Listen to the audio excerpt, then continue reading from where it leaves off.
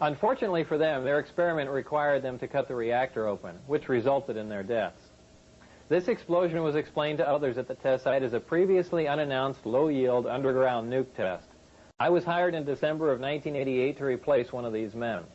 These beings conveyed information about the capability of affecting the human brain to anesthetize the human body. This is done without any physical contact from a remote source. For this anesthesia to be accomplished, the brain has to be in a relaxed state similar to that required for hypnosis. If the brain is subject to any external stimulation like stimulant drugs or loud music, this manipulation of the nervous system is ineffective. These beings said that man was the product of externally corrected evolution. They said that man, as a species, had been genetically altered 65 times. They referred to humans as containers, yet I don't know what we're containers of. As I'm sure you now know, it was impossible for me to corroborate the information in the second section. And obviously, if this information is true, the ramifications are far-reaching, and you don't have to be a nuclear physicist to figure that out. So before I bring this to an end, there are a couple of questions I should address for you. The first one is, how did I get into this program? While working at Los Alamos National Lab in 1982, the local newspaper did a front-page story on a jet car I had built. Coincidentally, Dr. Teller was giving a speech in Los Alamos that same day. We met and had a short chat about the jet car, and I later listened to his speech. I never met Dr. Teller again, but in 1988, when I decided to re-enter the scientific community, I sent him a resume and inquired about a job. Dr. Teller responded by telephone and told me that he was no longer active, but just functioned in a consultant capacity. He gave me the name of a contact to call in Las Vegas. I made that call, and things progressed from there until I got into the program.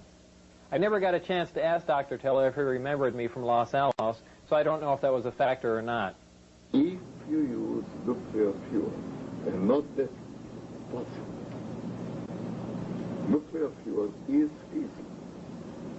But whether these eventually velocity are feasible, which are interesting if you ever want to get the other stuff. That is an important question. And that's about all I can say. All I have time to say. And what specifically the fuel will be, I think it might be fission, more probably fusion. And it was not so. Is there any other nuclear reaction besides fission and fusion that you know of? No. Anything? But look, please, you try to explore the things about which I only will have to tell you it is not interesting, it's a waste of time. Above plutonium or look, it is, in my opinion, not interesting. I don't intend to answer it. If you ask me that question on camera, I will shut up. I will sit silent. You're not going to get an answer out of me on that. Okay. And if I ask you on camera if you know Bob Lazar, can you just say no? I will sit silently.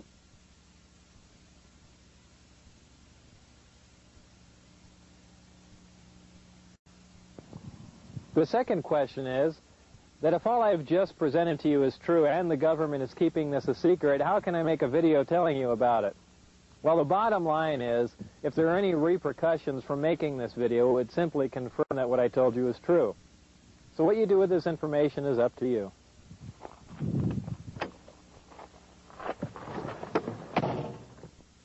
Remember, not everyone who sees a disk in the sky is crazy, so keep your eye on the sky, especially here in central Nevada, and thanks for listening.